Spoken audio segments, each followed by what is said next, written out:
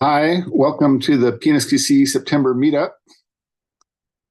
Today we'll be talking with Diana Larsen, who is an Agile consultant, author, and facilitator, and she's also the co-author of Agile Retrospectives, Liftoff, and the 5 Rules of Accelerated Learning, as well as some other books that we'll talk about during the course of the meetup. And she also co-developed the Agile Fluency Model with James Shore. She's here to talk with us today about retrospectives and her workshop at PNSQC. But first, I'd like to talk about PNSQC a little bit. PNSQC is the oldest software quality conference in North America and possibly even the world. It's an annual conference that's been held every year in Portland, Oregon. And also, more recently, since 2020, we've been streaming it online. It's an all nonprofit organization run by volunteers. And the thing about PNSQC that sets it apart as a conference is that we focus on the quality practitioner. And that isn't just testing, it's also people who are developing software or managing software projects on how to improve the entire software process. And so we have a range of topics and speakers, everything from automation and distributed teams to metrics. And there's quite a few talks on AI, machine learning this year. It's pretty surprising how many people suddenly know about it. And during the conference, people talk about their own hands-on experience, experience reports, things that they've been trying out, things that they discovered have worked or not worked. The vision this year for 2024 is creating community and connections. And so we're working on having more meetups, mobilizing our volunteer base, expanding the number of people that we're working with and working with other partners such as TAO this year. And we're just trying to become a more diverse organization. Speaking of the workshops, you can see here that Diana Larsen is teaching a workshop or leading a workshop, Stop Wasting Time on Ineffective Retrospectives, and how to make retrospectives more effective. And she'll talk about that a little bit later. And we also have some of their workshops that are just a great deal if you live in the Portland Northwest area to attend at PNSQC. And PNSQC, since we're so many, 100% volunteers, we need people to get involved with the organization. You can set up meetups like this. You can work on an annual basis to review papers for the conference. You can get involved to help do meetups, help with the website updates, help with social media, and also if you like working with sponsors, you can do that.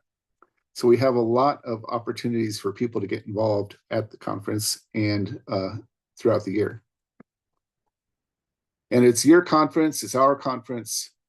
So we'd like to thank everyone that is working on the conference for their time. A lot of effort put into 2024. It looks pretty good. We have a large number of people signed up, attending in person, and some people attending online. It looks pretty cool, and we have a good program set up. And so now let's talk with Diana.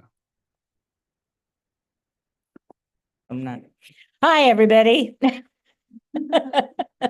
Hello. So I guess I'm going to talk to the screen. Seems like there's about the same amount of people in the virtual room as there is in the actual room, the physical room. So we'll kind of go back and forth here. Moss got in touch with me and he asked me if I would talk a little bit about the workshop that I'm going to do on the first day of PNSQC, and then also do a little bit about what my talk will be about on the next day, on Tuesday, and then we'll just do an Ask Me Anything. So I've got a few slides here. I'm going to skip around in them. This is some of what you will see if you come to the workshop, but there are also activities and other things that will be happening. So what we're going to talk about is how do we make our retrospectives more effective at getting us some of the improvement results that we're looking for. And that's what we'll be working on during the workshop. So I'm just going to, let's see here. What? No, is that not going to let me do that? Can I just click here? So this is all based on the fact that there's some things we hear about retrospectives all the time. They're very common complaints about it.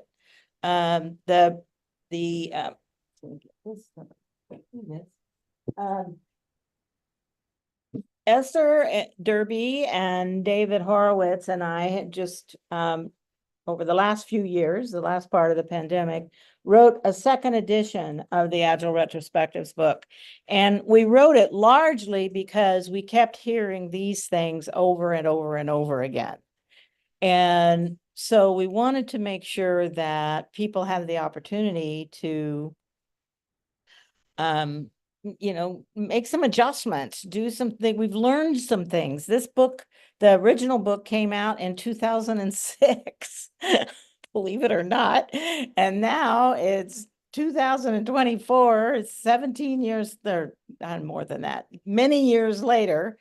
And the thing is, we're still hearing a lot of these things. And so we want to make sure that we know. And so these kinds of things are the kind of challenges that we'll talk about.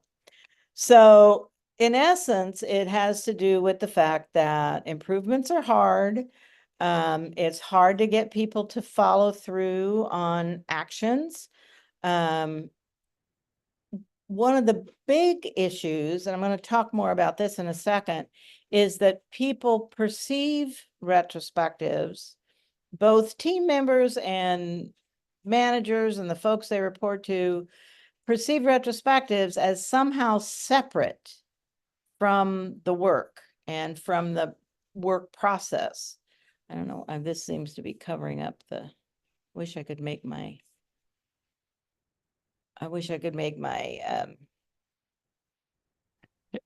You're fine. PowerPoint Your screen picture smaller, doesn't but show. I can't figure out how to do that. So, and also here's the big thing. We have been thinking for a long time of software development and other similar kinds of endeavors in our organizations as what Peter Drucker called knowledge work, which means manipulating data, manipulating existing information, looking at things and bringing our wisdom to bear on the issue at hand or whatever it is. What I believe, and I think is part of the problem, is we are not recognizing that we have moved out of that period of time that is knowledge work and into a new period of time that is learning work. We are facing problems that sometimes the existing knowledge does not help us with. And we're expected to rapidly adjust to needs of users and customers and so on in ways that require us to really understand more and learn more about what their challenges are and be able to address those. And we are doing work much more in collaborative space, which is a good thing. But that collaborative space needs us to be able to learn rapidly how to work with each other as well. So there's just lots and lots of learning challenges going on right now. And I think that's part of what's getting in the way of our retrospectives giving us the outcomes we want, because we're not recognizing that they really are a way of addressing our learning needs. All right, come on.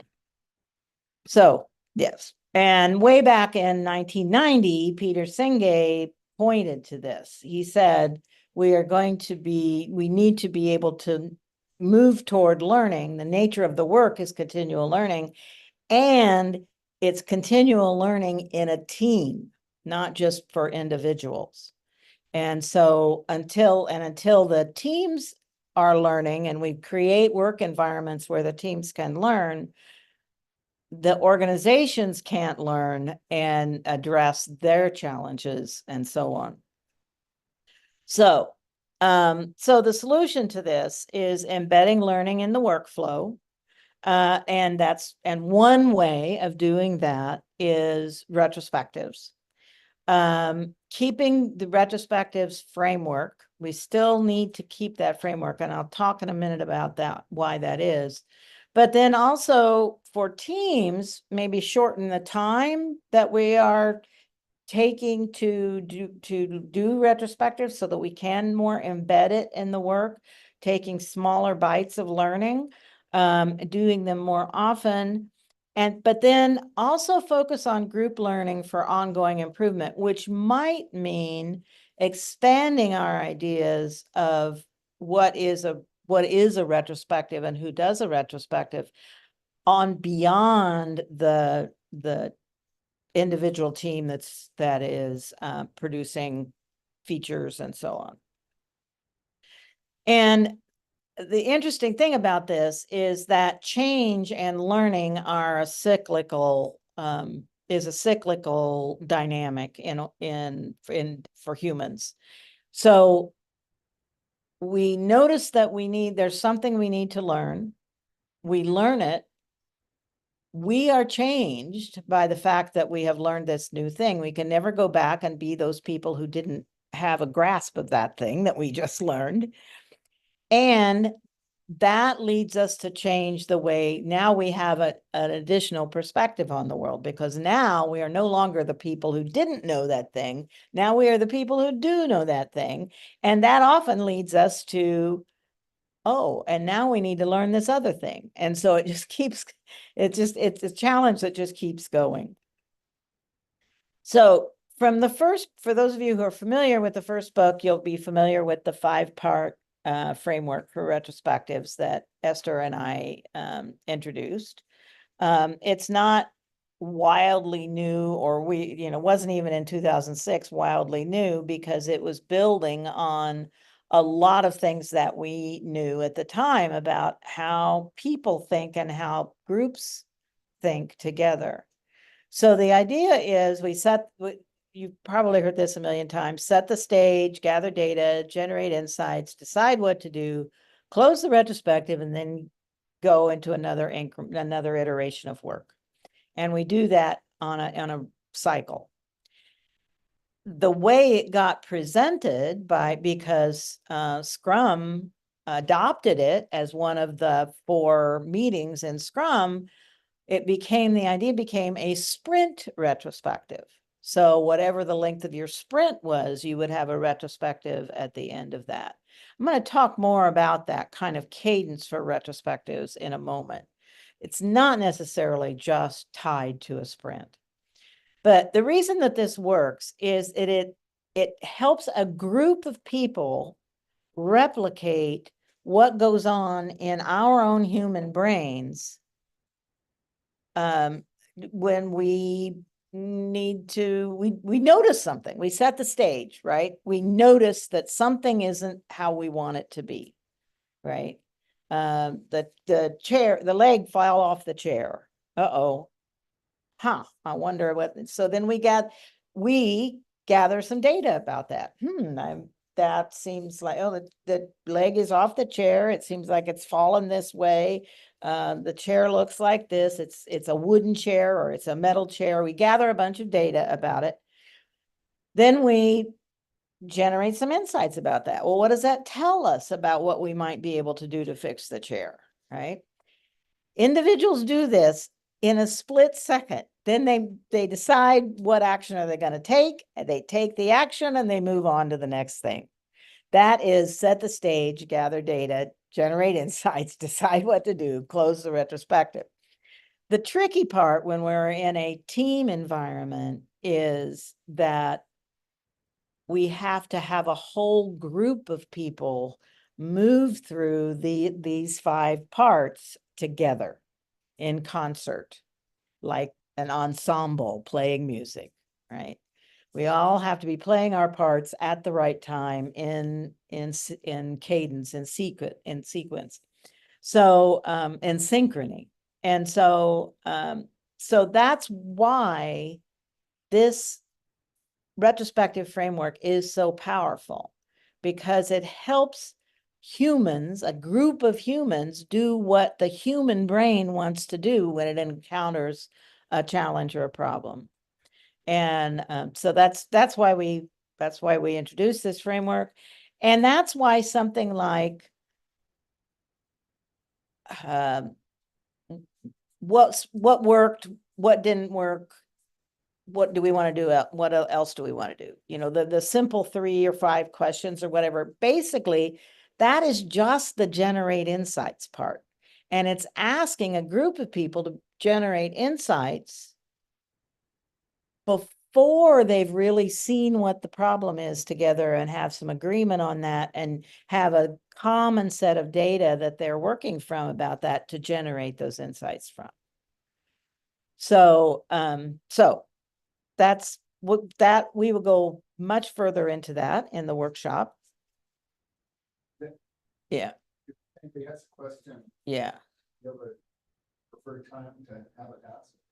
I'm just going to go through this real quick and then we'll get to questions. So let me get through this. So in the workshop, we're going to talk about what we call micro retros, which are very short retros that we have very, very frequently. I'm just going to go through these slides really quick. Back up on that one. Smaller retrospectives held more often add up. I mean, it's like compounding interest, right? So we're going to talk a lot about that and about how in the workshop, how you might decide that your team wants to do smaller, more frequent retrospectives. We're also going to talk about what does it mean to be continually improving. And for this, I'm leaning on Lean, Paul Akers. The idea being that we really want to improve the quality of everything that we do. And it doesn't have to be a big or a drastic change. We want that endless drive to learn and improve as we go along. So I've got a bunch of things here about how we're going to talk about different ways that we can think about how continuous improvement might look like in your teams. And then we're also going to talk about macro retros in the workshop, which is what about at the end of a release? What about at the end of a life cycle of a product? What about there are other opportunities where we might want to be holding bigger, longer retrospectives with more people involved than just the team. And so that's another way of thinking about how do we keep our retrospectives effective. Sometimes we need to scale them out. Sometimes we need to scale them down. And that's those are the real issues that we're going to be looking at in the workshop on the 13th, 14th. What's that? 14th. Yeah. So, and this is one of my favorite things. I'm going to just give you this one. The continuous improvement no is something we call the devil's pom-poms. And that's when we get teams responding to the idea of their next retrospective of, oh, we don't really need to retrospect anymore. We're doing fine. Everything is fine. We're perfect now, right? And that attitude gets you in trouble because there's always something that you can improve. So we'll talk about the devil's pom-poms and how to address them.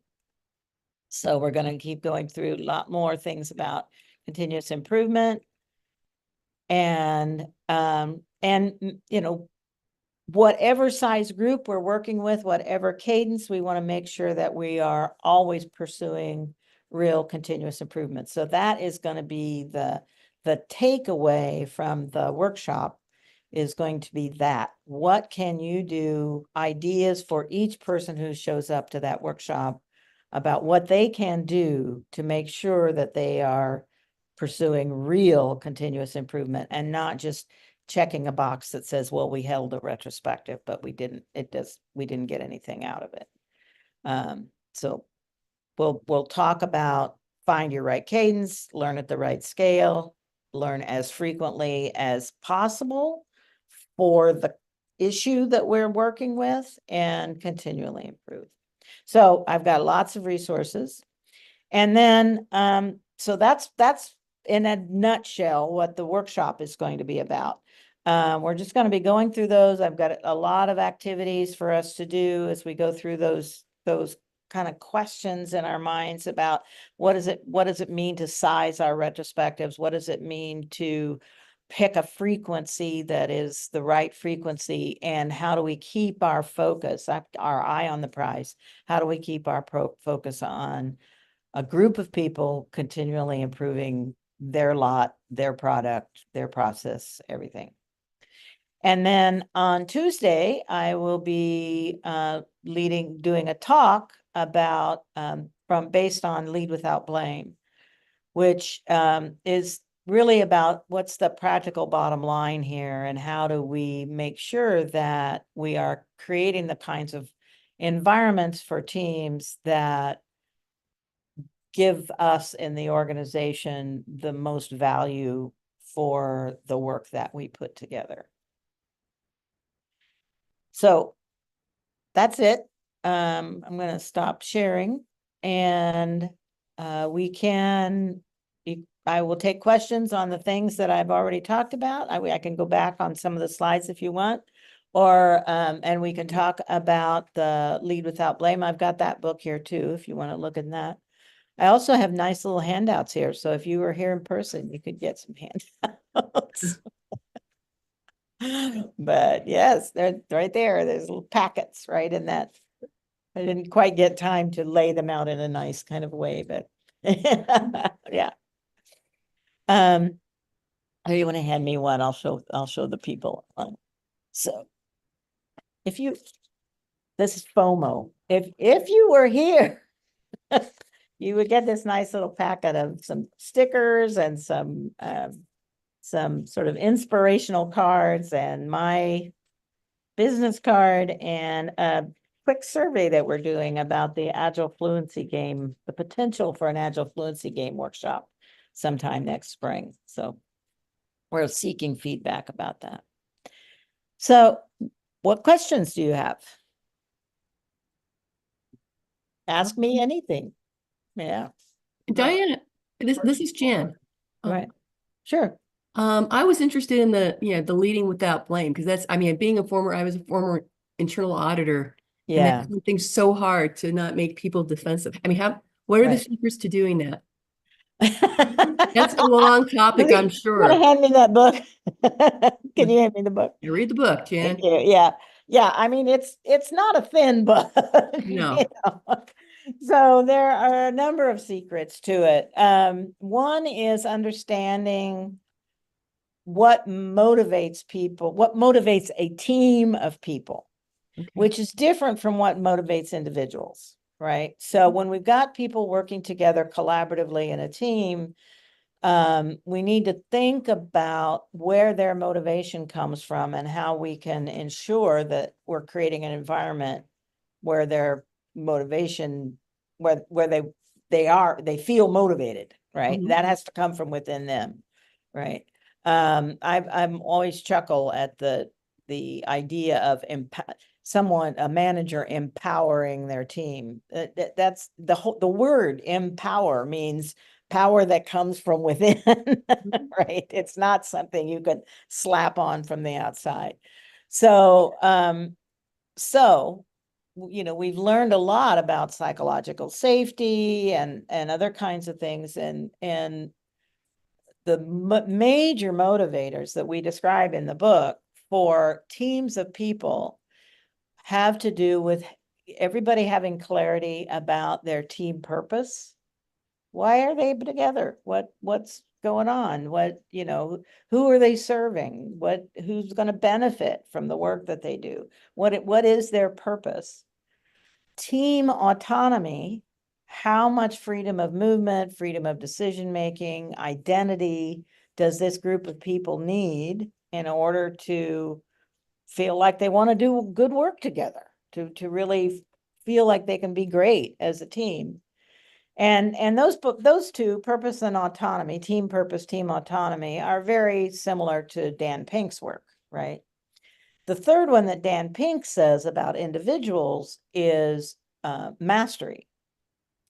Mastery, it doesn't that individual mastery, I become a master at my craft, whatever, doesn't really translate when you're looking at a collaborative team environment. So what we realized as we began looking around, examining our own experience, talking to other people about their experiences and so on, is that for teams to feel motivated in a similar way, what we're really talking about is what is the co-intelligence of the team, and how well does this team of people recognize what is their shared intelligence, where do they have gaps in their intelligence for what they're trying to accomplish, how can they fill those gaps, but being really clear about what is their shared capability and how can they move that forward. And that kind of comes out of the work that I did around the Agile Fluency Model and so on. And it's different for every team depending on what it is they're trying to accomplish. So those are the three, we call those the essential motivators: team purpose, team autonomy, co-intelligence. And you have to have all three. If you've only got purpose and autonomy, you're not going to get quality work, right? Because the team isn't aware enough of its own skills and so on. If you've only got purpose and co-intelligence, you don't get the full benefit out of it. I'll be talking more about this in the talk that I do on Tuesday. And then if you've got autonomy and co-intelligence but no purpose, then who knows what you're going to create? It's not necessarily going to serve, you know. So those are the three motivators, three essential motivators are important.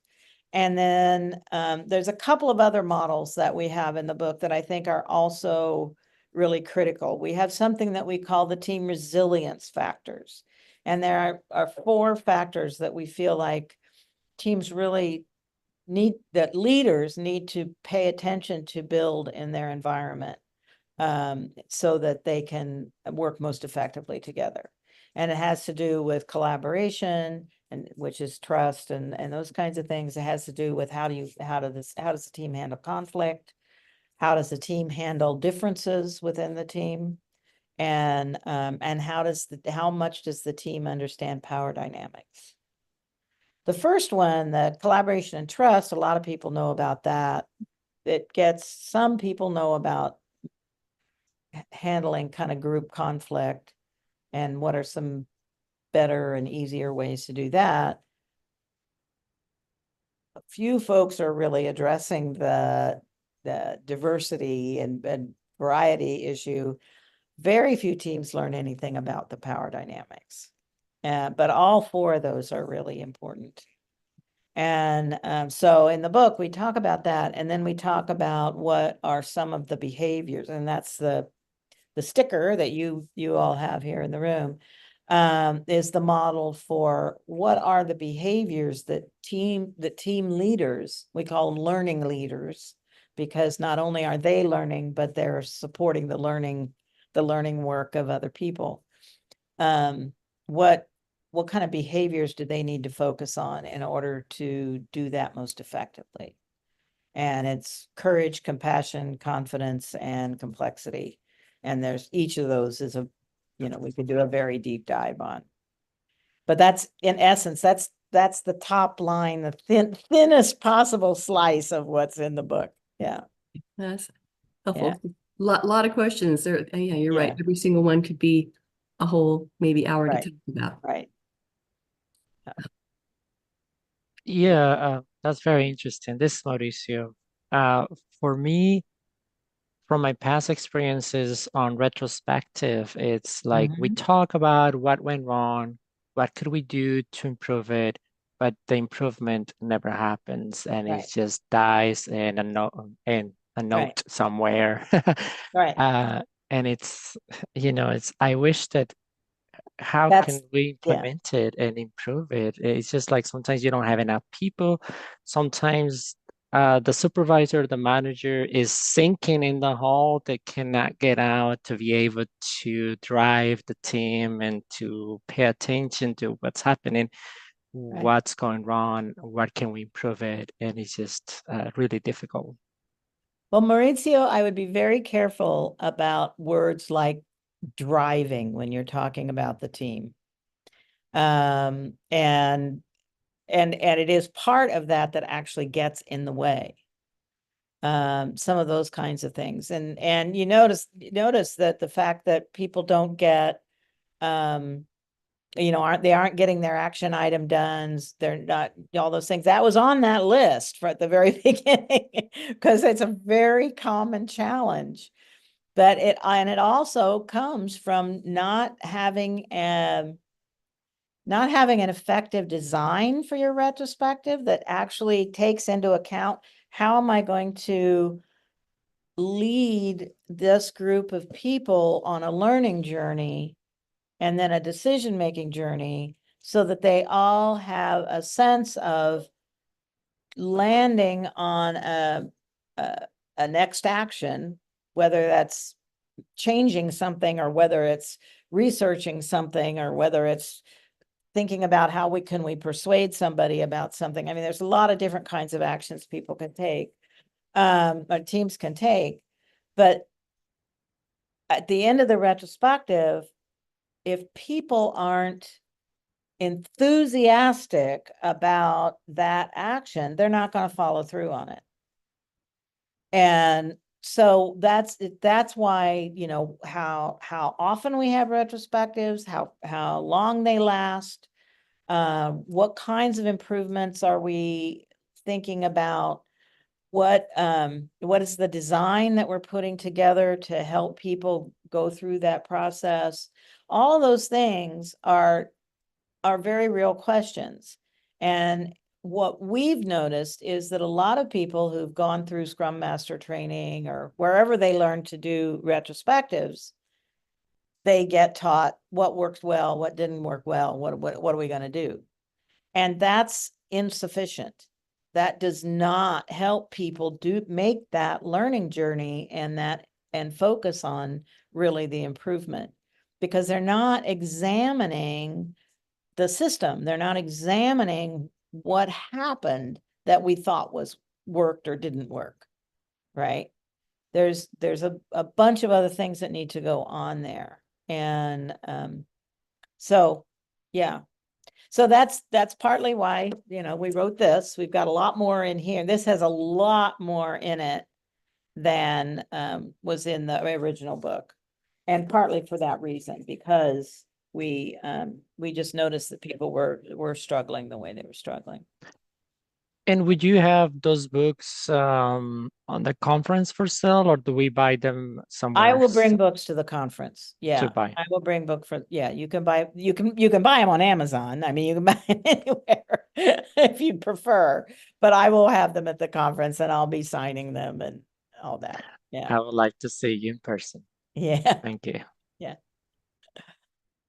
Yeah. Who else has a question? In the 5 parts, you were talking about setting the stage. Yeah. And gathering the data.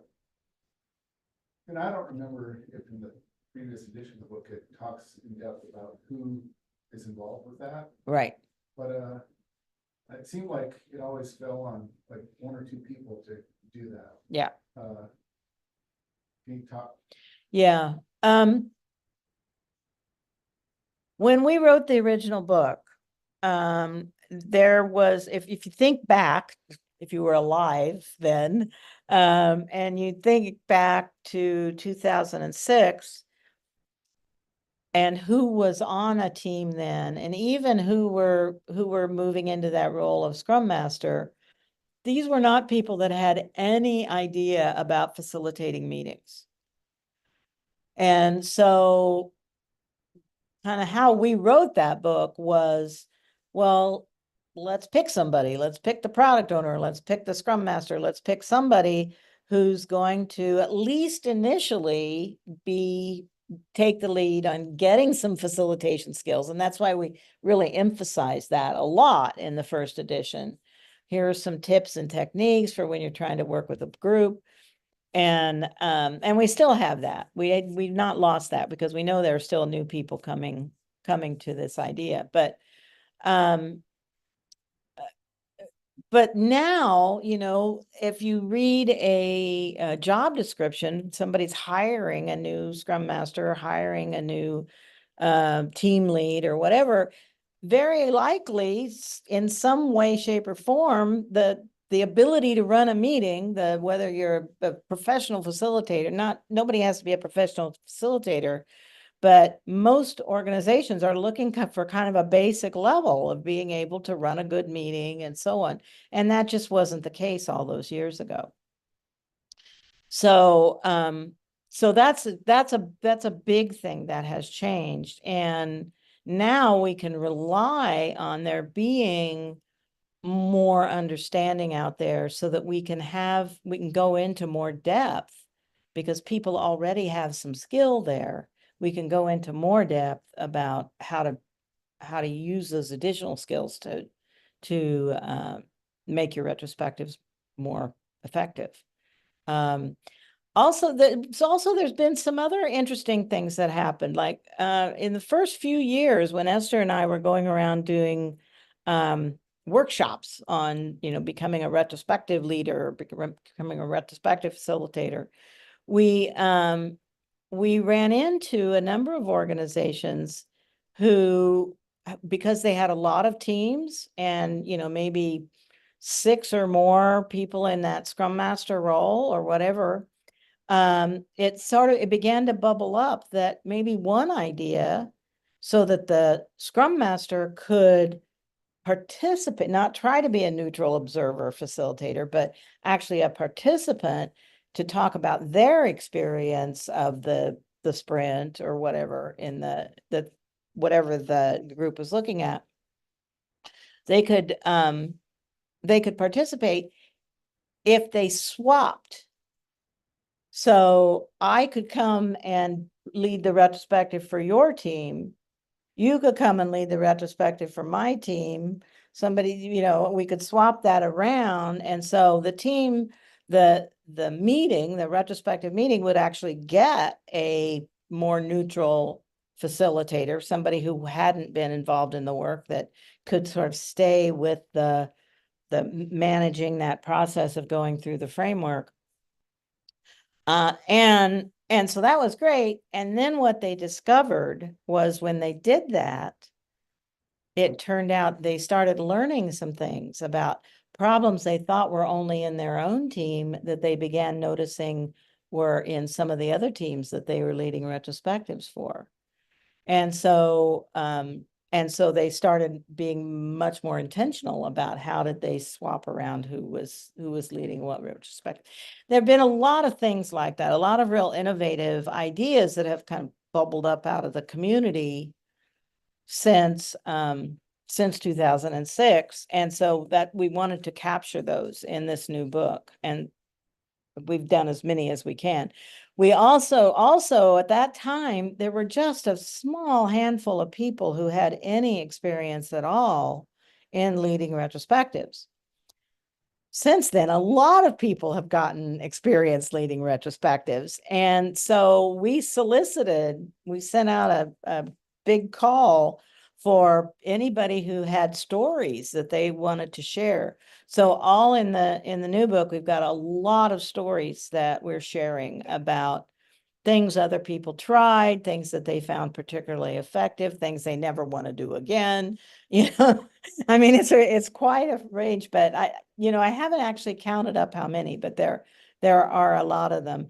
And so in the workshop, we'll be bubbling up some of those things out of the books too. So I'll have some books there that we'll use in the workshops that we can look through and find different topics that we want to work on. Did I answer that question? Yes, yes. I'm not sure. Just who to involve and how to involve. Yeah, yeah, One thing I noticed while you're flipping through the slides. Right. Merrick's missing manifesto. yeah. Is that thing to talk about? One.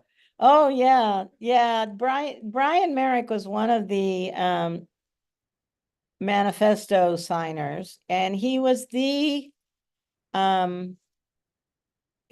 real representative in that group of quality, of QA. He was the tester QA person that was in that group of 17. Most of them were software engineers, programmers, but he was the tester, and he's always had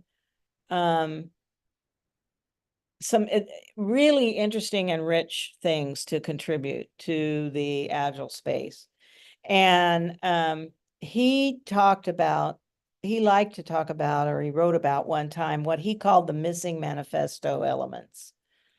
And the things that he thought teams needed to really think about. And the one pair of that was discipline and skill. And then the other pair was ease and joy. And he said, if we can build environments where the work we're doing helps us to bring to bear our discipline and our skill, so our technical parts, and then our ease and joy, the human parts, if we could bring those four together into a work environment, that it was very powerful. And so if you look up Brian Merrick and the Missing Manifesto, you could probably find where he's written about that. Yeah. Oh, there we go. Awesome projection somehow. Yeah. I still got I still see the you on the Zoom meeting. yeah. Yeah, I just got away from how do I get back in my Zoom meeting? I don't know. I mean, I see the Zoom meeting here. It's just not showing over there. I don't know why. Excuse me. Yeah. I could just shut this down, maybe if I. Through the book, the Agile Retrospective. Sure. Man, can I do that? You can. Well, yeah, why Most is, people will see you on the. yeah, they see me, but I just Yeah. don't see them now. Yeah, okay. I only see them here. I don't see them up there. So, other questions? Comment on the question. Sure. You know, I was talking to one of the other manifesto author. Yeah. Cunningham. Ward. Cunningham. Yeah, Ward Cunningham. He's local. He's local. Yeah, we're so lucky that we had a lot of that. Yeah. You know, I remember it was a few years ago, he gave a talk at PNSQC. Afterward, I said, you know, the manifesto really doesn't, in my opinion, Right. address anything that has to do with kind of the politics and organization dynamics. Right. And the very assumption that a whole bunch of people will get together, well-meaning people, and do good work is Right. just an assumption. Yeah. I work in the kind of enterprise where Yeah. it's more autocratic. I work for the state. And, Yeah. I said, hey, Ward, you know, what do you say if I tell you that the manifesto is just a bunch of well-meaning people assuming well-meaning things about the world? Yeah. And he said, yeah, that would be completely correct, because they pay no mind to politics and organization dynamics. And Right. that is a very, very big assumption in real world Right. when you have to get things done. Right. And retrospective, when people reflect on what needs to change. Right. I mean, I've been in many retrospective where people say, well, if people can empower to make more decisions, Right. well, but they aren't, Right. you know, in a lot of organizations. Right. They can participate in team, and they can talk about things, and they can write down the points, Mhm. and then they can take it to the management for approval. I mean, that's how it works in many organizations. Right. Now, maybe not in the kind that you consult for, but there's a lot of organizations that are that way. Yeah. Everyone has some degree of agency. And maybe we'll bring up some of the activities that I use in retrospectives, but when I bump into that in an organization, I bring out something, we make a list of all the things, right? And then we position them on something I call circles and soup, or Esther and I call circles and soup. We developed that together. And the idea is to identify which of those things are within the team's control and which are within the team's influence and which are completely outside of their control, right? And every team has a selection of those, has some number of those. And then we start talking about, well, in the retrospective, if you're not able to get any traction on things you feel like are important, start with the things the team controls. That you don't have to ask anybody's permission for. You don't have to, start looking at those things and how you can improve those things. And then when you get some kind of strength around doing those kinds of some improvements, then you can begin to take on some of those things where the team may have some influence, and the team often has more influence than they think they have. But they can start thinking about, okay, so if we need to influence the sales department or the sales guy who works most directly with our product, or what, whoever it is, what would it take to persuade them to get on board with something we're trying to accomplish? And that's an action. Figuring out what's going to be most persuasive. It might require some research. It might require some taking that person to lunch or something, it could be any number of things. But persuasion is also an action the team can take and doesn't really need anybody's permission to do that. It's just, they're just doing part of the work. The trickiest one is what we call the soup. And that's the things that are completely outside of our control, where we have no, it's policies and procedures and politics and all that stuff that you're talking about. But even there are actions the team can take, and they generally have to do with how the team responds when politics get in their way, and so there are still choices the team can make. And so those are the kinds of things that we have to look at. We have to look beyond what's obvious and look at things like, if our team is going to be really great and really produce and make us all feel, like high achievers, what's in our way of doing that? And some of that's going to be us, and some of that's going to be people that we can persuade, and some of it is going to be us deciding that we just need to react differently in a situation. So there are tools and techniques, and that's a piece of, why we want to have more effective retrospectives, because those things are out there. And when you talk about talking to Ward, I've known Ward since like 1997, right? And I came out of a very different world. I didn't come out of the software or engineering world. I always worked with engineers, but I was not one of them. And the reason that I was embraced by Kent Beck and Ward Cunningham and Ron Jeffries and Martin Fowler and all these people that I met was because I did understand that organizational part. And I told them, I said, this is great, and it's an organizational change. You're going to have to learn about that. And so I was not surprised when what showed up in the manifesto. I mean, it says right in the preamble, we've been, we're software engineers, we've been writing software, we've learned about doing it, we've learned how to do it better. The manifesto is largely about the technical side.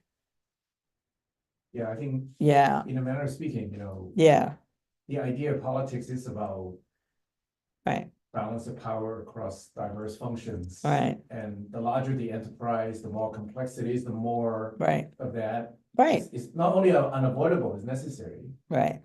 And obviously, the Right. technical system is supposed to meet business needs, and the business needs in a complex cross-functional organization has Right. many facets. Absolutely, yeah. So part of it is moving into that, I mean, if we want to be successful, part of it is moving into gaining those skills in thinking in terms of systems, think in terms of human systems as well as technical systems, right? And being able to see that system, and politics is just how we get stuff done. I mean, and sometimes we feel like it's getting in our way, and sometimes we feel like it's helping us. But basically, politics is just how we're getting decisions made, how things get done, and so on. And I think where is yeah, particularly noteworthy, yeah, if you may, is that, embedded in policies and procedures are a lot of domain understanding, knowledge, yeah, rule of laws even. yeah, And, I think one of the big challenge with well-meaning team when they're lacking certain domain expertise is you're not gonna, in a vacuum, be able to come up with those things that are just No. outside of the right, domain expertise of the people present. right. And they can learn. And sometimes it's important that they learn that stuff.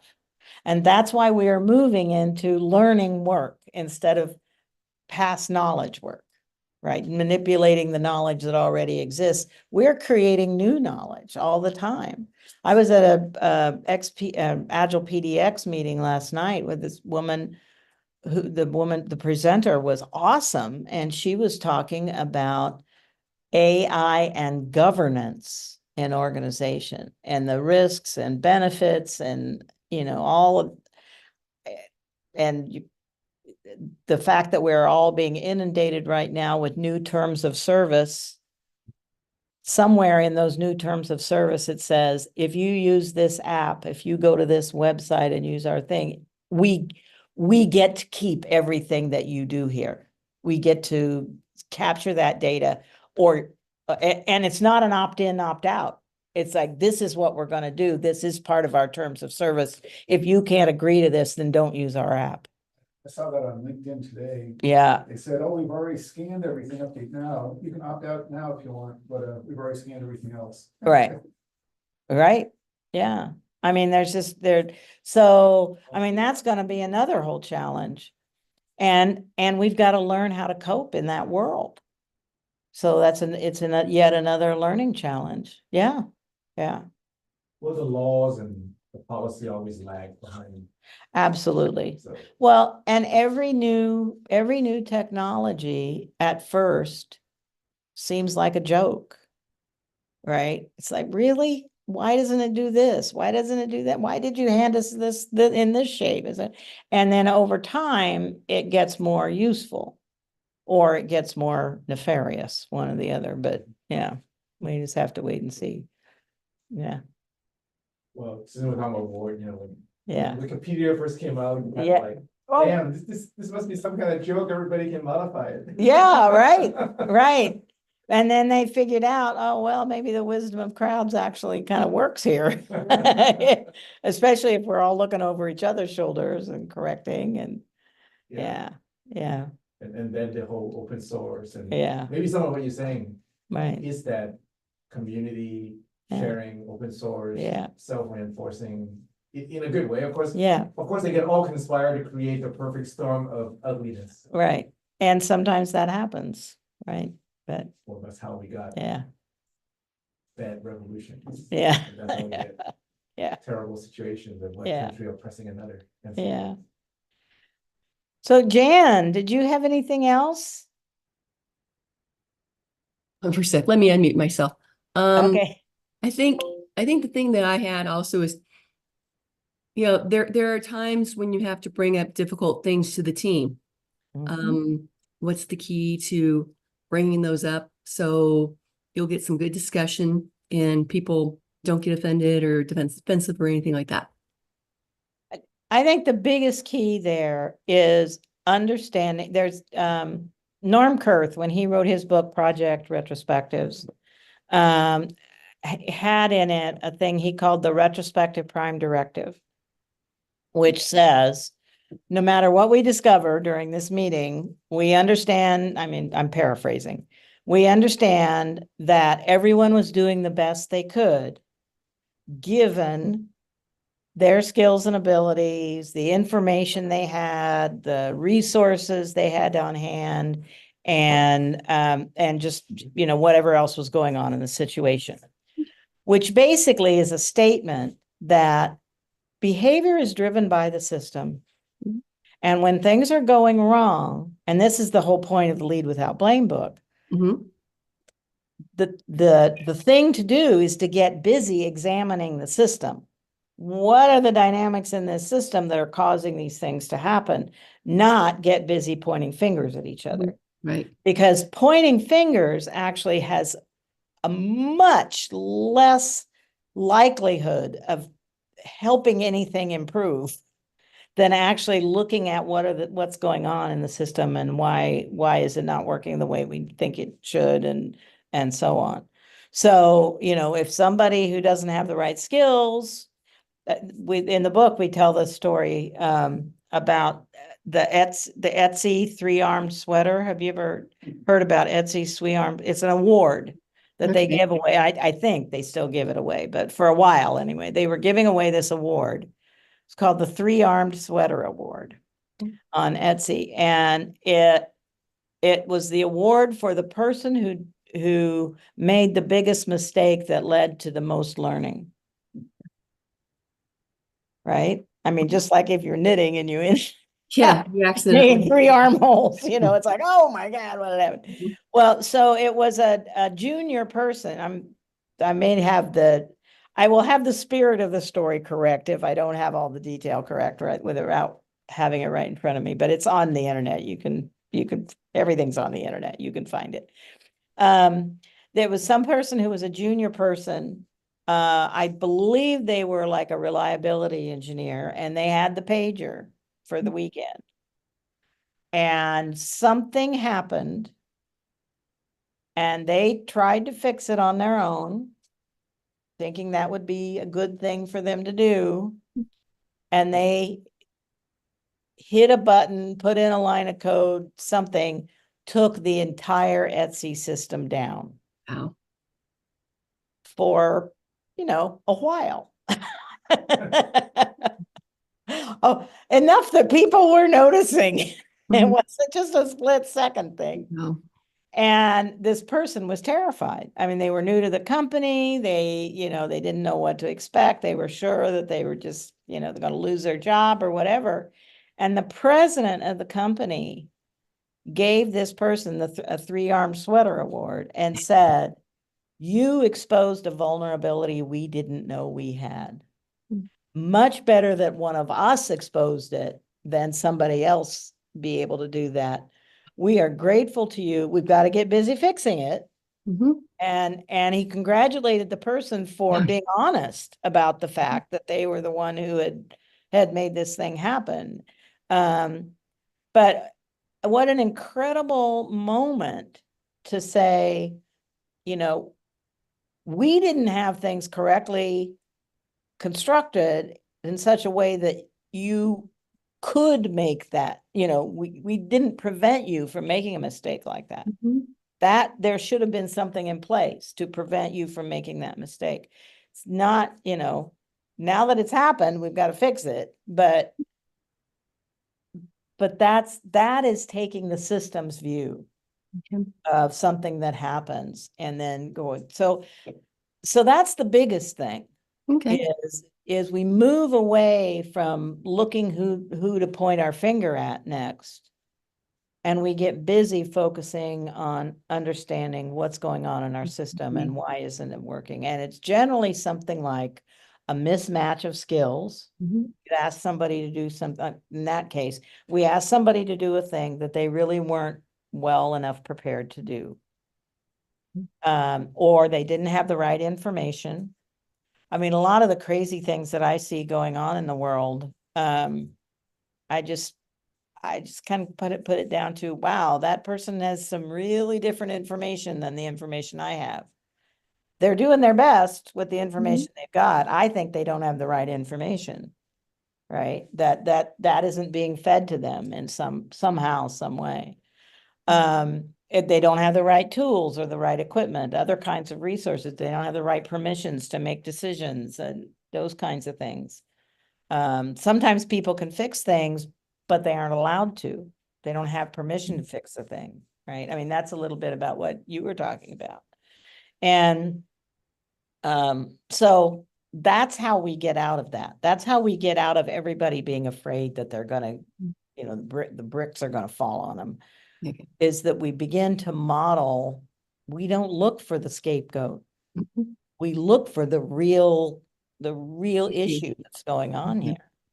It's Yeah. interesting how he blamed it more on the system. Right, And then, then the person, which was actually probably a really good thing. right. Because no one operates well, like, solving a problem with fear.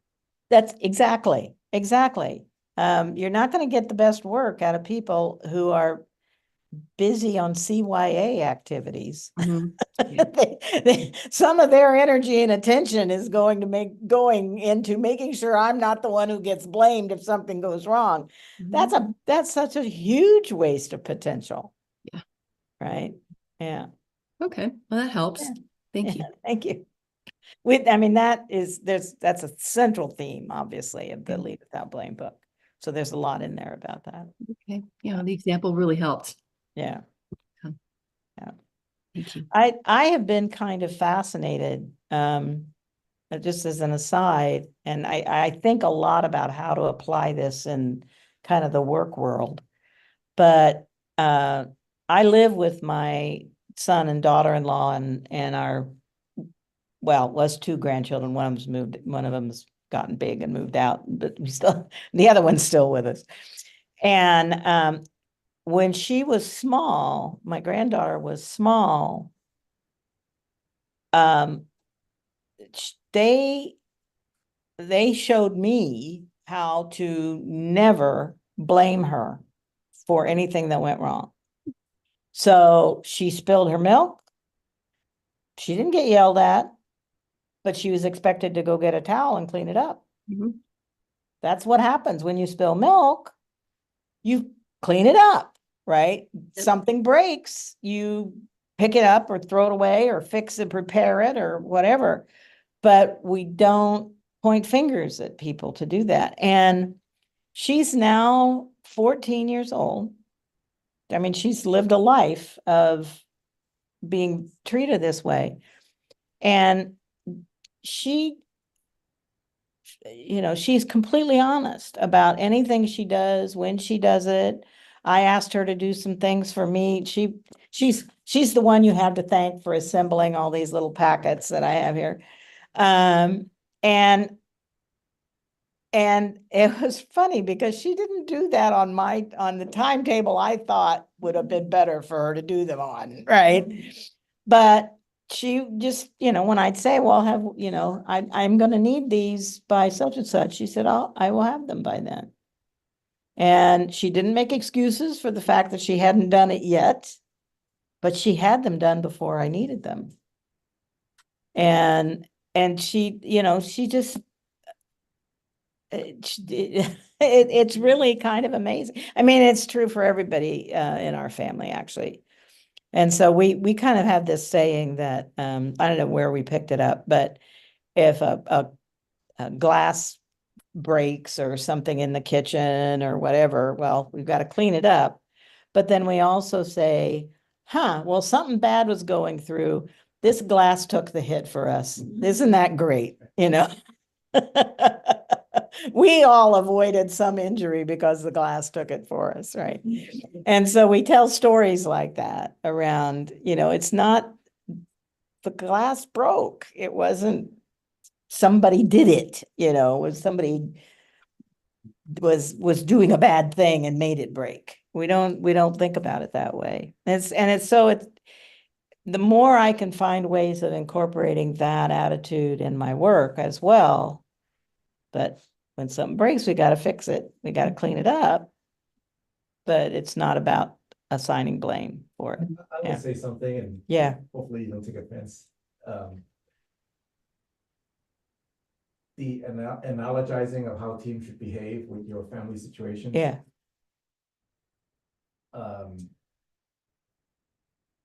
In a monolithic suburban America, I can see that work very well, yeah, but America has increasingly become diverse yeah, and teams are increasingly international. yep. And to what extent is what you're saying really not a distillation of suburban values? It's not at all a distillation of suburban values. There's a lot of suburban families who exist on blame. I mean, I mean, the American culture is a lot about blame and finger pointing. I mean, oh God, look at our politics. I mean, that is embedded in fear. Trying to motivate people by fear, you're going to lose your job if you do this, or, what I see is that is, it wastes a lot of energy and it wastes a lot of potential. Now, you're right, it goes on, that stuff goes on all the time, all over the place. And my big goal is that it's not gonna go on in my circle. So I use the influence that I have to make sure that the people I'm working with and the situations that I'm in, we aren't devolving into that. And I'm not offended. I think you're right. There's a lot of dysfunction, but how we can't wave a magic wand and make it go away. But isn't the very characterization, this is what you thought as negative energy is dysfunction? Isn't that itself some sort of stereotype and not really respecting the fact that different people are different ways, different organizations have different cultures, and some are just more hierarchical, and some are more CYA oriented in their approach to things? If you show me an organization that is highly hierarchical, highly command and control, I will show you an organization that there's a lot of CYA and missed opportunities and wasted potential going on, because those go hand in hand. And I often like to use this because I taught international marketing for terms at PSU. I use this particular analogy because I worked overseas. America like to say, the great thing about the internet and the IT is that it democratized information, bring all the information to the front line, push the decision to the front. Well, in a lot of culture, the use of information technology is exactly the reverse. It's how to centralize the information so decision can be made at the highest point. So technology can be used differently in different contexts. It reflects the value of the organization and the national culture. Right. And you can't say that it's a dysfunction when that's how people are. It's only a dysfunction when it's causing harm. That's if it's working for everybody and everybody's happy at it, I don't have any problem with it. I don't know how happy they are. Or entertain their boss and content or satisfied. I don't think they're happy, but that's the culture. Right. And working well. There are a lot. Working well for the enterprise, but maybe not so well for work-life balance. Right. Yeah. I mean, I am very aware of cultural differences and very aware of like the difference between American culture needs everything explicit. That's why Silicon Valley says, oh, isn't this democratizing? We're bringing all because we want everything to be clear and explicit. And there are a lot of cultures that aren't necessarily driven by that hierarchical, but that just it's much more what's implied or what's more contextual has a lot more meaning. And that's great, but that doesn't mean that it's when it starts causing harm that we really want to examine it.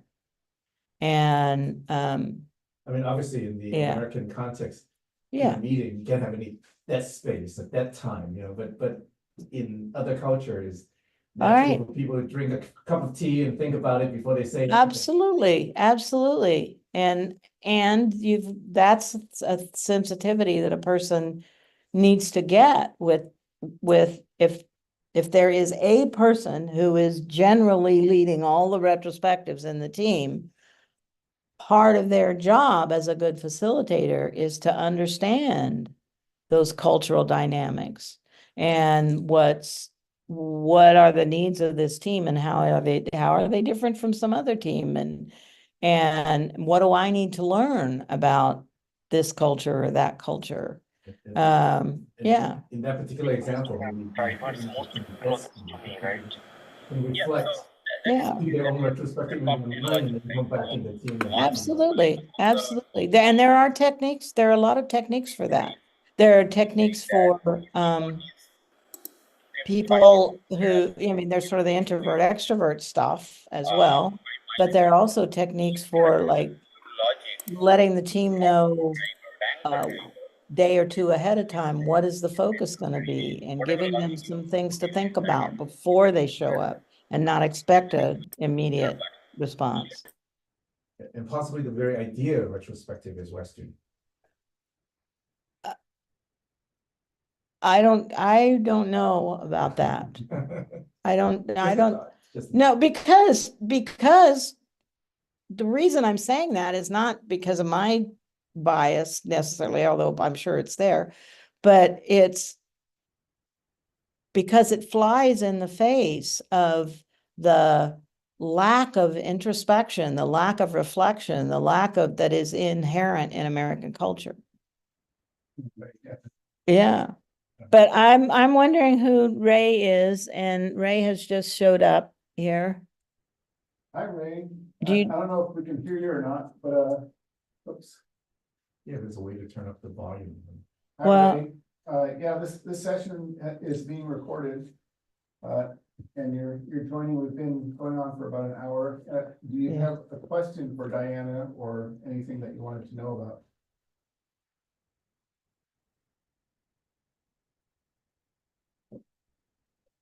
I don't hear from him. Yeah, He's still muted. yeah. Oh, hi, Diana. I think if I had a question today, did you, we all are in the technology world now, we're dealing with AI. What are your thoughts from the top perspective or anything specific that you've experienced recently with technical teams or business teams? That would be, could you use AI to drive a retrospective? I haven't thought about that yet, but I'm pretty sure you, so the thing about it is, are we talking about AI? Or are we talking about large language models, Any, which is one form of AI? And that can be used for a lot of things. That can be used for drafting things, but the tricky bit is that you have to have enough domain knowledge, as we were talking about before. You have to have enough domain knowledge to know when it's hallucinating, and use, make sure that the end work product actually has the benefit of your own wisdom in it. I mean, there are lots of other kinds of AI. There's, machine learning, and there's, robotics, and I mean, there's all kinds of stuff. And so, I think, we're just at the beginning. We don't really know. I mean, I suspect that you could use some form of AI to help design good retrospectives if you needed to speed up that process for yourself. But you're going to need to know enough about good facilitation and how and what group dynamics are to know whether the AI generated retrospective design is a good one or not. Does it fit your situation? Is it going to work with your very diverse team? All those kinds of things. So, I mean, there's just, we haven't even begun to really, I think, explore all of the potential of where AI might be headed. And so, yeah, I'm just what I'm doing is I'm just staying curious. I was saying earlier, I was at a meeting last night where the speaker was somebody who specializes in AI and governance in societies, organizations, whatever. And that's a whole other kind of thing. The AI in how we're being guided in certain directions that we may or may not be aware of. So anyway, my voice is getting scratchy. If I may add a little bit, I think some companies are using it like to record the conversation that we're having in a meeting, and then it breaks things into a task. And then later on, somebody will assign those tasks or things like that. That's kind of like the beginning of the AI that is being used to help us with the meetings to speed up things. Yeah. Well, and we're on Zoom right now, right? There's this little button there, the little yellow stars about their AI that they've put in here. And I've been avoiding clicking that button, I will say for myself, but I don't know how much is now just built into Zoom and how much they've recorded this whole session and all the different voices that are here and who we might be. My first real encounter, I've told this story a number of times, so some people may have heard it before, but my first real encounter personally with AI was I got a Google alert, one of those, hey, somebody talked about you somewhere, and it pointed me toward an article in Medium about the 10 women thought leaders of Agile and, what they think or something like that. And there was like a 2-sentence introduction, and then there was this list of 10 women and quotes for them, right? Well, I was on the list. That's why I'd been sent there. I knew 7 of the others. There were only 2 on the list that I didn't personally know and haven't personally interacted with. I knew that I didn't say what I had been assigned to me. And many of the other ones, I'm like, nah, Lisa Crispin would never say that. I mean, they just were off. And none of us had been asked our permission to use a quote or, anything like that. And so I wrote to the other women and I said, yeah, have you seen this? And did you say these things? And they all went, no. And I mean, I didn't write to the 2 I didn't know, but I wrote to all the others. And, somebody had just made a prompt, said, go find 10 women thought leaders in Agile and tell me something they said. And so rather than actually looking for something we had actually said, it just went out and made some stuff up and handed it back to the person who sent the prompt, and they just published it without checking. This is where I really find problematic when you talk about AI and learning, or Right. relational learning, or Right. just plain old learning. All right. I was in a chat with a few guys that, I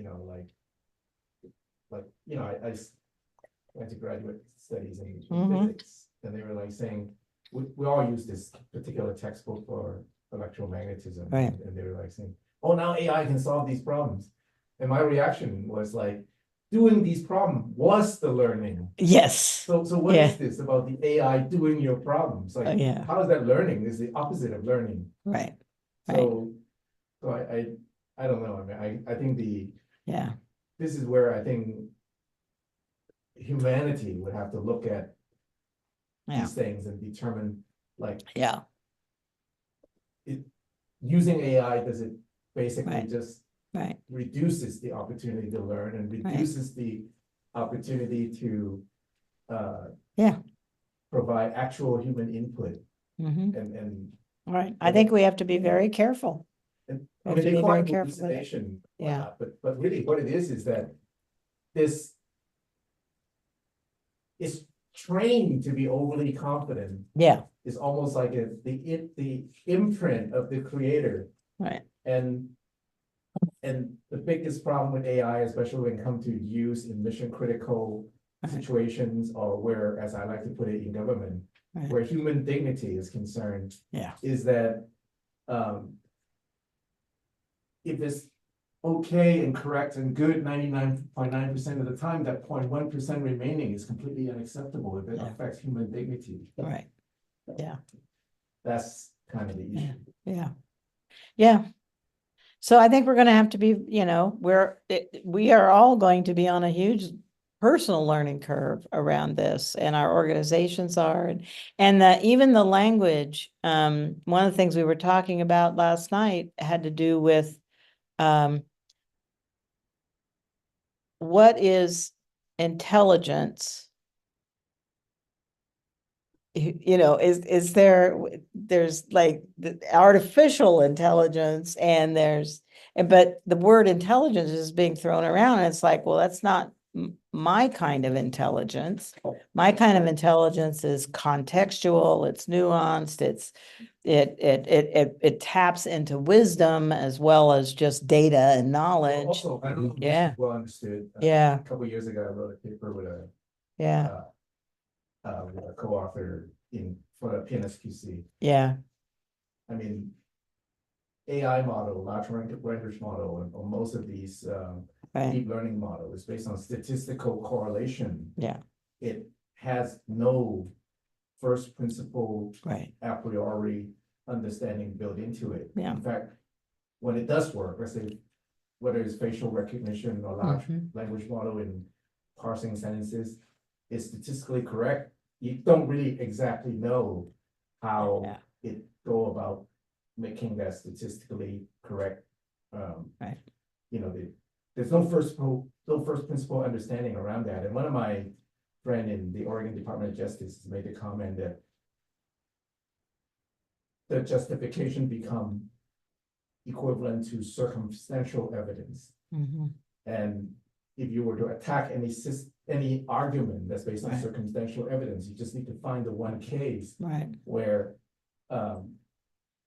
Yeah. not just benefit of the doubt, but that without the first principle reasoning as to why you get to that conclusion Mhm. is always subject to Right, uncertainty and doubt. yeah, And yeah, you cannot make legal decision that way because our whole system of legal argumentation, especially under the common law tradition, is that you're supposed to be able to make an argument based on case history. yeah, And if it make a statistically correct decision regarding something, that doesn't mean is legally sensible. It doesn't mean it's scientifically sensible or culturally sensible. right, yeah. Well, we So- should probably wrap up. Yeah, I need to wrap up. I can feel myself fading, and I didn't ever get any pizza yet, so. I have to say thank you to Diana for showing up, for Yeah. giving us all this information. There's a lot of stuff to cover here. Mhm. And it really makes me want to kind of look at your workshop. And I don't know, I appreciate everybody that showed up here and also online. Thanks to Jan and Mauricio and Ray and Mhm. Jeremy that was here. And this will be recorded. We'll post it on YouTube later, probably in about a week. Mhm. All right, thank you. Good night. Right. Thank you very much.